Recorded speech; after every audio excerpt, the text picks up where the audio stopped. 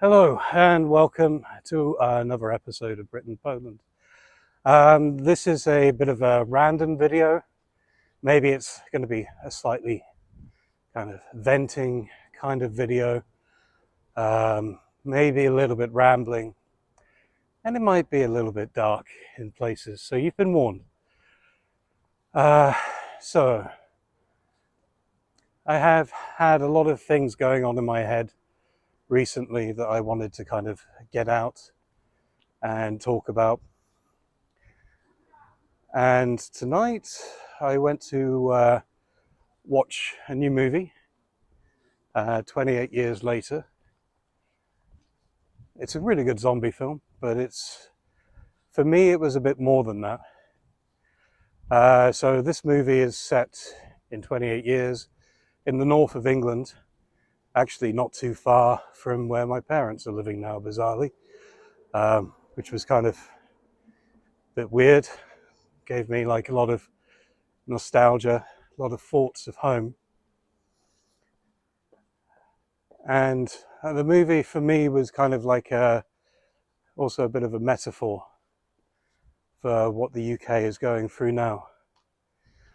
So I wanted to kind of use this burst of emotion that I have and talk about a few things. And maybe you'll agree, maybe you'll add some snarky comments. We'll see. So, one thing I want to start off by saying is everything has a life cycle. And what do I mean by that? If you think back to your science days, you think of a life cycle, you think of the life cycle of a plant. It starts as a seed, you add water, it grows from the earth. Sunlight helps it to grow even more, grow buds and flowers. And eventually, well, it dies. And if you think about it, everything in your life has a life cycle. Some of them are really short, some of them are really long. You know, like if you think about it, every job you have, it has a start point and an end point. Every friendship, some of those friendships could last an evening, some could be for a few weeks, some could be for years, some could be for your lifetime. And relationships are the same. The relationships are interesting because they're a bit more, well, they're potentially a lot more fragile than friendships, and potentially a lot stronger than friendships. It all depends on what happens. And if you think of Warsaw, 70 years ago, I guess, this would have all been rubble after the German bombings in World War II. So you can say cities and places have a life cycle. But one of the life cycles I'm thinking about a lot is the life cycle of civilizations. Now, throughout history, we've seen civilizations rise and fall. We have enough documentation to prove that nothing will necessarily last forever. And it's very sad of me to say, but it feels like the UK, or certainly England, appears to be nearing the end of its life cycle. They're saying now that the population of England is going to dramatically change in the next few years. Some projections by 2050, some by 2070 say that, you know, English, national English-blooded, genetically English population will be a minority.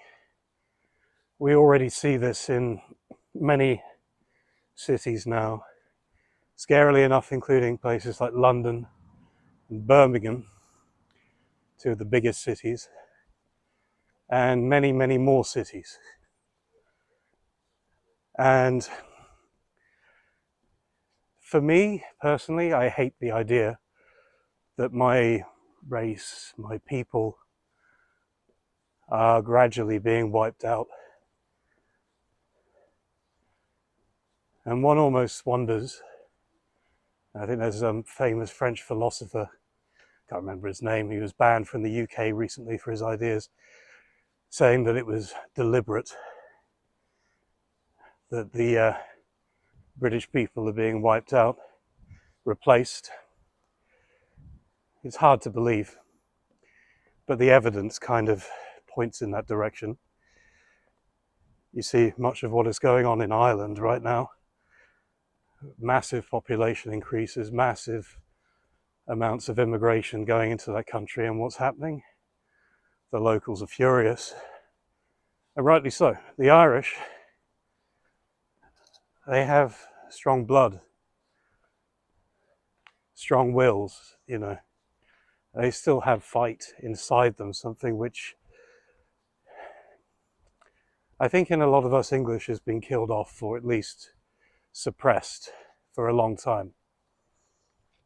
So a lot of people say that these protests in Ireland are racist. I think they're almost a matter of survival of the people, especially when you consider what's sparking some of these, like the attacks on underage girls. I'll leave it at that for YouTube's sake. One of the good things I like about Poland is the fact that they take their country seriously. Well, most tend to take this country seriously. They care very much about the history of Poland. They care very much about preserving Poland, preserving a national identity, preserving its customs, preserving its people, its monuments, its culture. And this is one of the reasons that I like living here, because I respect that very much, because I think culture should be preserved. It's interesting because I've had some conversations lately, and you know, people who you could say are on the other side of the fence from the way that I think about life. And I'm just going to check, is it still recording? Yeah, okay, still recording, good. So yes, so we have this clash of ideologies right now.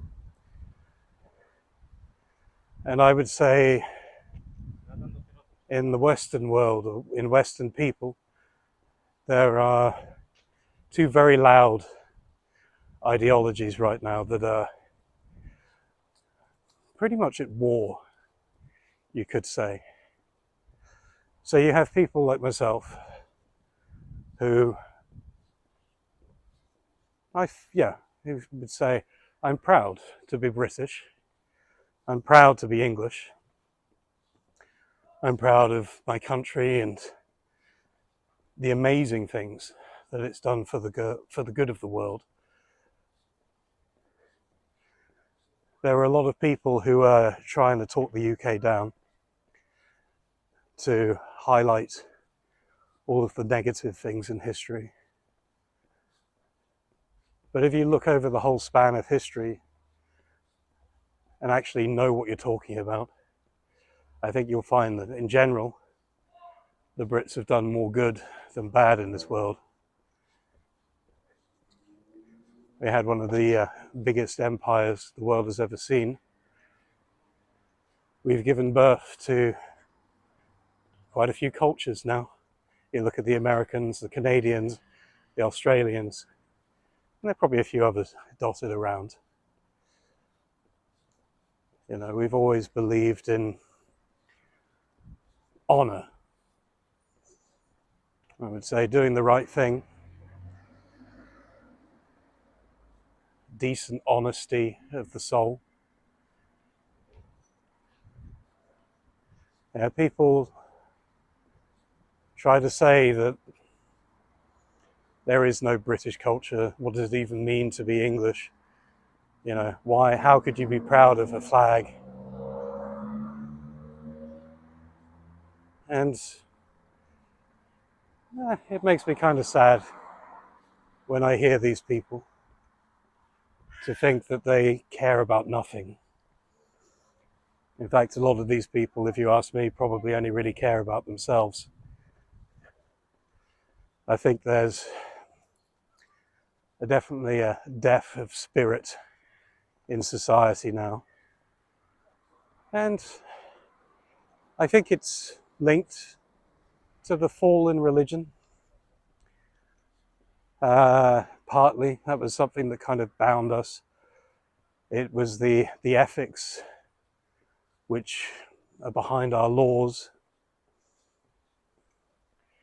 And yeah, so I was talking about my side of the fence. But, you know, I've been talking to people on the other side of the fence, and the first thing I want to highlight is these are good people. You know, just because you have a different ideology in life, a different point of view, does not make you a bad person.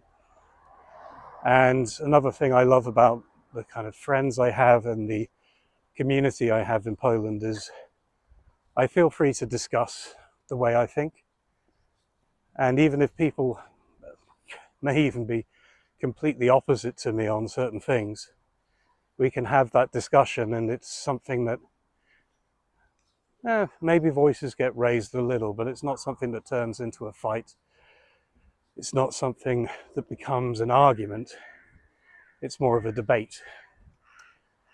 And what I feel you see in the US particularly, more and more so in the UK, is society has become so divided, so tribal around specific ideas, that they're blind to the other side of the equation. And it's a dangerous thing, because a divided country is a weak country. In Poland, you can have a drink with anyone, and normally you can get past your differences. But yes, so yeah, I was talking about the other side of the fence. So some people are, you know, branding people as like woke or far left, blah, blah, blah. I try to, I'm going to try and be as neutral as I can be in this video. And I'll just say, rather than like woke and far left terms, let's call it a kind of nationalist versus globalist ideology. So there are people who think that inherently all people are the same. If you put all people into the same scenario, they will behave in the same way. It's nice thinking. I personally think it's very naive thinking, because these sorts of people don't seem to appreciate that there is good and evil in this world. And I think more and more we see the evil coming out. Maybe it's the media sensationalizing things, but certainly I feel that,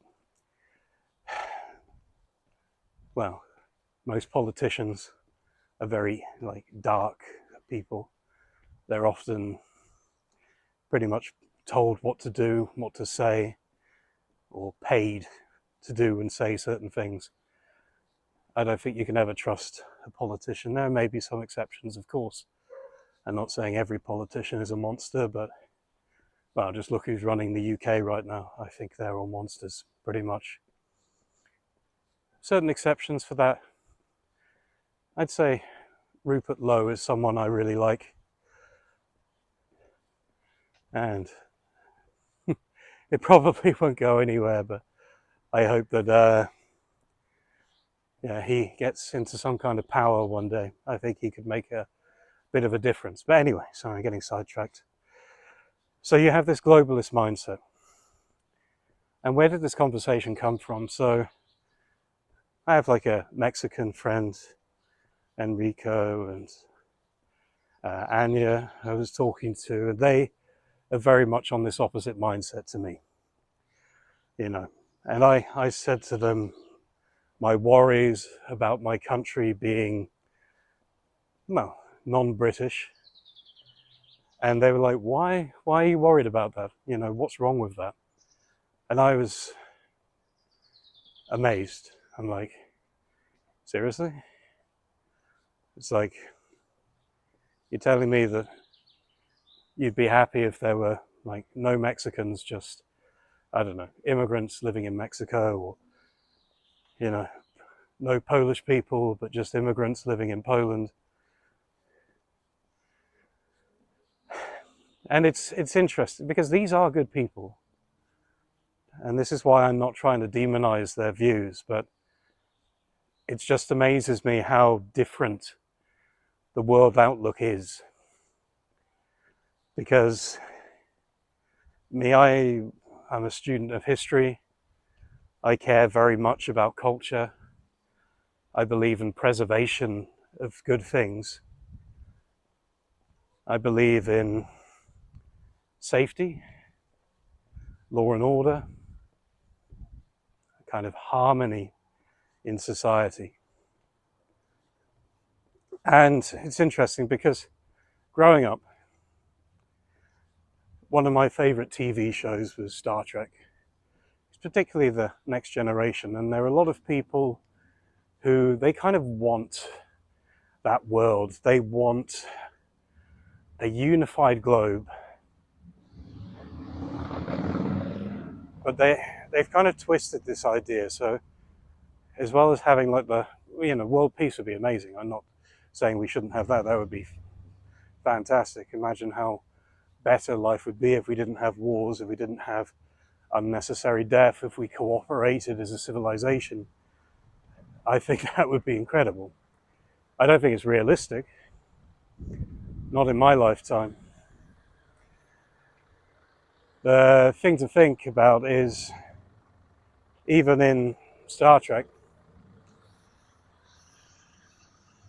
even though you have the whole world kind of under one government, it doesn't mean that you don't have separate civilization. You still have evidence of people from France, from Russia. You know, they have their own specific identities still.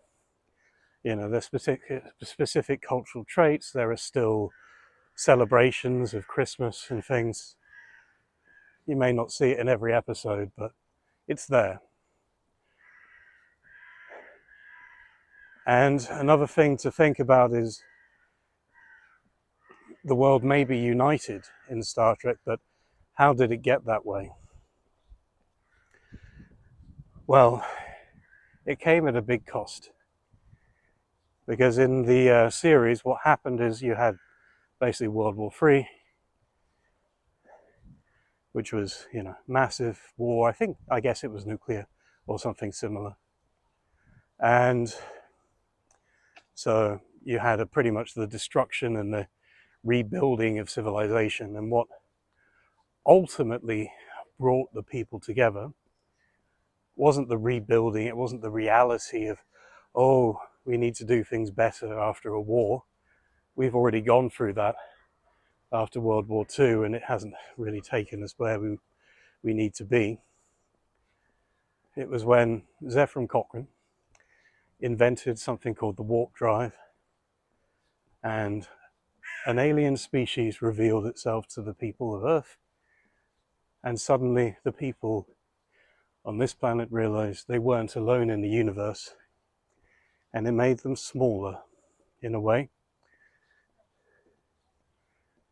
That was the ultimate unifying factor.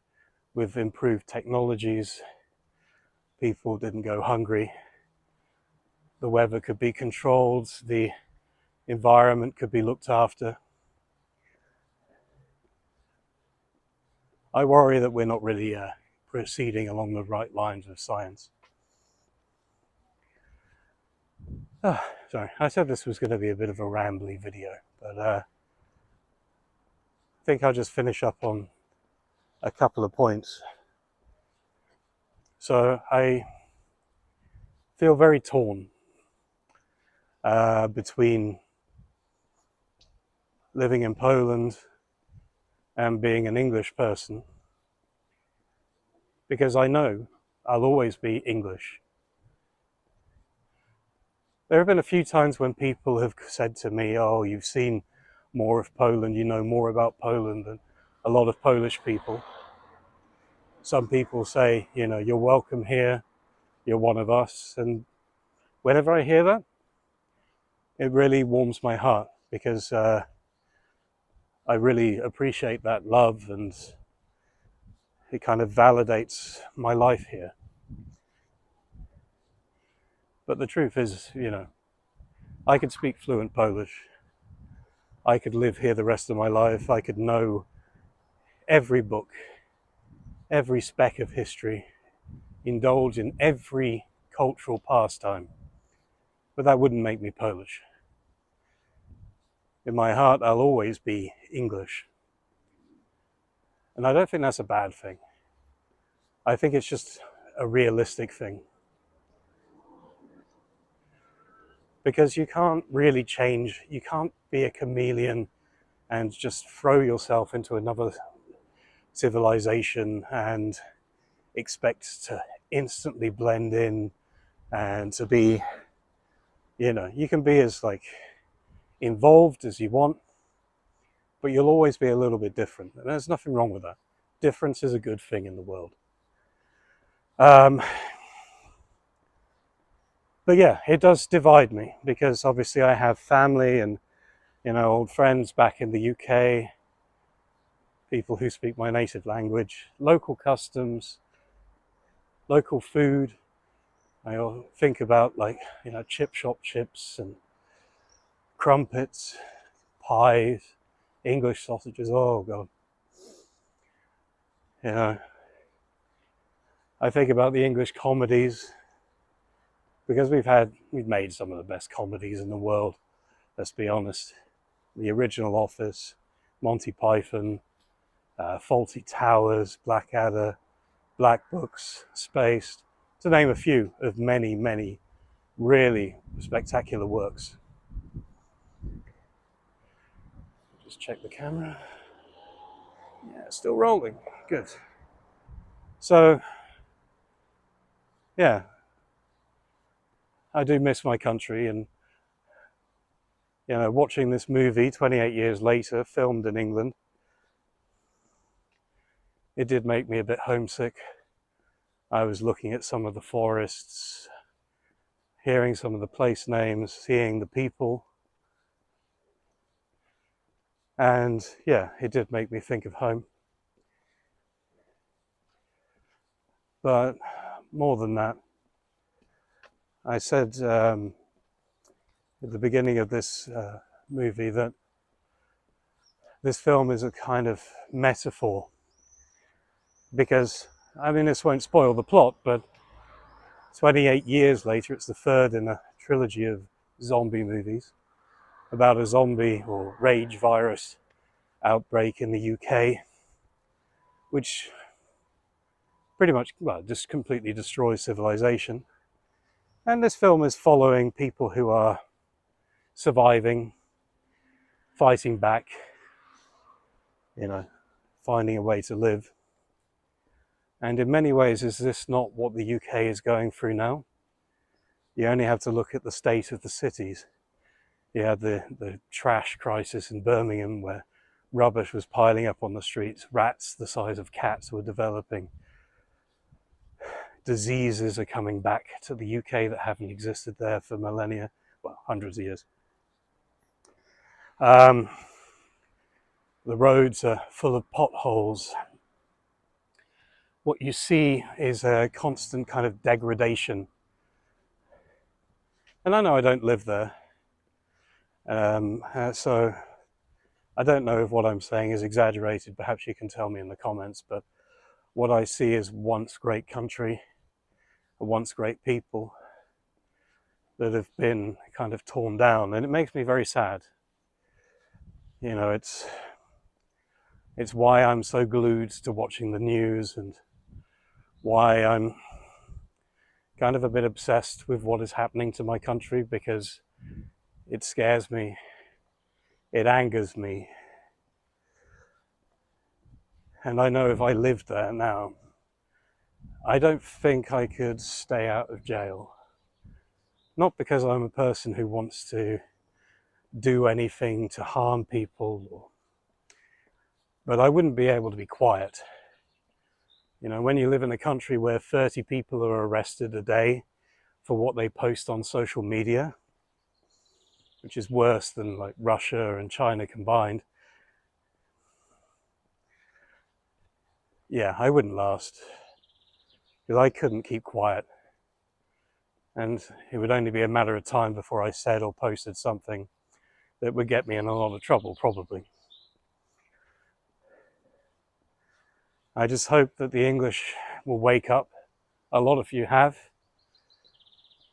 And I hope other countries that are going through the same thing, because let's be honest, the EU and the evil people who are running this cartel in Europe, I know a lot of you like the EU, but I can't stand it. Look at what they're doing. You know, this opening of the floodgates to parts of the world where, sure, there are some desperate people who are looking for help, but they're very much accompanied by those who would take advantage of our civilization, who will drain our benefit system. There's a lot of those who will attack our young women, who will steal. And yeah, a lot of people would say that's a very racist position, and yeah, you want to believe that, that's fine. I just don't believe in sticking my head in the sand. I call a spade a spade. And I know I'm going to be on the right side of history. What I don't want is the right side of history being the side that leads to the destruction of my civilization. I think that should probably cover. I knew I was going to forget to mention one topic, but luckily with the magic of video editing, you won't even tell that I recorded this in a completely different location and at a completely different time of day almost. But yes, so one of the areas of division that is coming into Poland now, and I think it's always been there bubbling under the surface, but you're definitely seeing friction when it comes to immigration in Poland. I mean, I haven't had any, well, I've had a few comments, but mainly from like the, let's say, the extreme political left who hate anyone who doesn't share their worldview. However, there are a couple of points to address. So one, so we had the recent election in Poland where Nawrocki got into power. Now, it's interesting because this prompts very, let's say, a mixed picture. So a lot of my friends in Warsaw and a few of the people who've commented on my video are really worried about the direction that could take the country in. There's a fear that it will turn more to, you know, the extreme right, and immigrants will be criminalized a lot more. There'll be a lot more racism on the streets. And it's a possibility. We were in Szczecin only a few days ago, and we had an incident. There was this, let's say, rather racist Polish guy who started yelling at one of my Indian friends, telling him to, he was swearing a lot and telling him to go back to his country. So obviously there are racists in Poland, there are racists in every country. And maybe recent nationalist sentiment, which is, let's be honest, it's driven by fear of losing the country. You know, Polish people aren't stupid. They've seen what's happened in the EU. They've looked at Germany, they've looked at Sweden, they've looked at the UK, Ireland. They see what's happening. They see how these idiots in charge with their toxic globalist agenda have been flooding these countries with people from the third world. Now, at this point, those of you on the left will say, oh my God, he's an immigrant himself. How can he hate immigration? It's so hypocritical. I'm sorry to break it to you, but that's not what's happening here, and your point of view is rather demented, deluded. I'm going to say it because I'm not speaking out against all immigration. I love the fact that I can live in Poland. I love the fact that I have foreign friends in Poland. I know people from probably a lot more countries than you do. So get off your high horse, and better yet, shut your trap. What I'm talking about are the right sort of people. Because when you have people moving to a country who perhaps have very different ideologies, have a very different way of, let's say, treating women, for example, who think that their beliefs and their way of life is better than the people that they go to live with, who refuse to integrate, who are perhaps very low skilled and they do nothing to contribute to the economy. These people are not good for a country. Sure, in small doses, of course, you look after a few people, a few people in need, it's a charitable thing to do, but you have to limit that. But yeah, so the Polish election has sparked a lot of debate. My thinking at the time, without knowing all of the information, so forgive me if I offer a very naive point of view, is I see a Poland run by Donald Tusk, and Donald Tusk is just a stooge of the EU. He's maybe not as bad as a lot of the people in the EU, but ultimately he will probably betray Poland's interests at some point, if he hasn't already. I mean, we're starting to see apparently immigration centers and things opening up, especially in the west of the country. And there are a lot of protests. Anyway, so I think having someone like Nawrocki, who is, I would say, on the other side of the political spectrum to balance out Tusk, is actually a smart move by the Poles, because you need that kind of balance in government. If you have like the UK, just like a far left government, then your country is going to be run by idiots, and they're just going to do stupid policies that only hurt the country. In fact, yeah, the UK government, they're a bunch of traitors.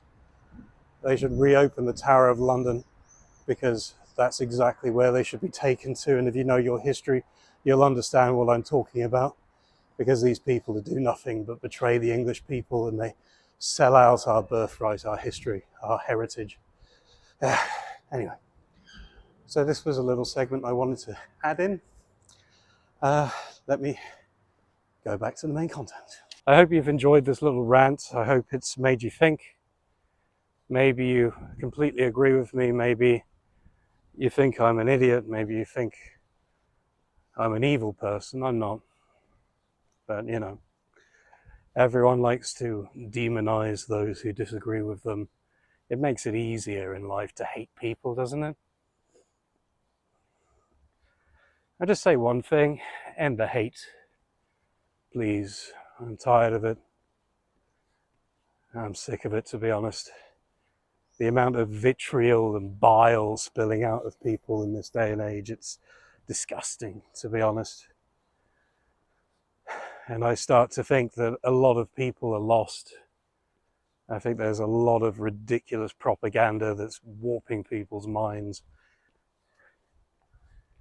I think there's almost a worship of death now in the West, and this scares me.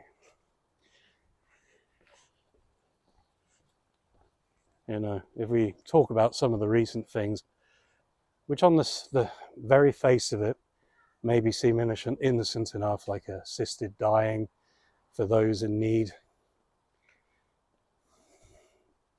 You know, in Canada, like the third or fourth leading cause of death is the government now because of assisted dying. It's one of those things. Will it be a slippery slope? You know, does it get to a point where they decide to end your treatment? Not because you asked for it, but because it saves them money. There's this new law that the MPs are trying to vote through now, which means you could kill a baby at 9 months old before it's born. I think maybe those are very specific circumstances. I've watched a lot of videos, I've seen a lot of outrage. But even though I do believe in a certain level of choice, I think once a baby hits a certain stage of development, it shouldn't be murdered. Unless there's a significant risk of life to the mother, perhaps. And I still don't understand, like, this is going to be a very slight rant about, well, Islamists, not about Islam. Because I've been criticized for saying this in previous videos, but I know people who are Islamic. Maybe they don't like do all the prayer, maybe some of them drink, maybe, you know, they don't follow all the teachings, but technically they're, you know, Muslim, but they're good people. But I know on the other side, a lot of the bad people in this world seem to be connected with that part of religion. One thing the media loves to hide is all the death, all of the genocide of Christians going on in Africa, for example. And Islam is spreading kind of like a cancer over Africa. And it's spreading into Europe now as well.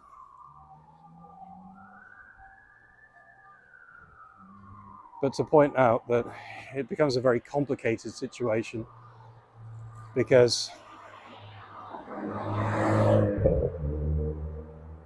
when you have many different faces of the same thing, it's hard to know where the evil is versus the good. The lines become blurred, and it's hard to know how to deal with that. One of these days I'll lay out my ideal immigration policy, but yeah.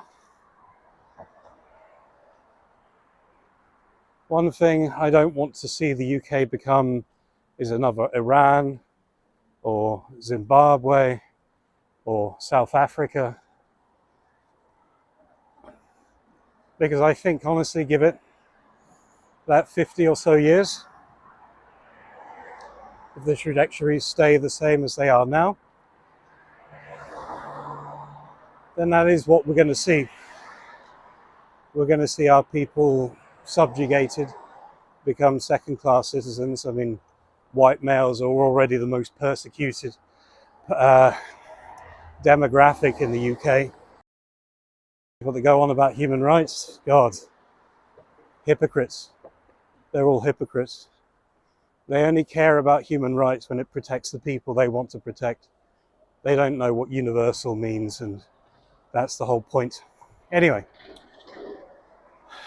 I'm ranting too much, and I'm sure I've already said some things which I shouldn't have said, so I'll leave it there.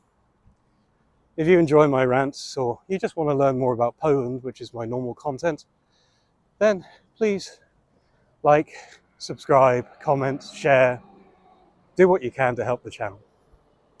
But for now, thank you very much for listening to me, and no matter what you believe, I wish you a peaceful and hate-free life. I wish you the best. Do zobaczenia.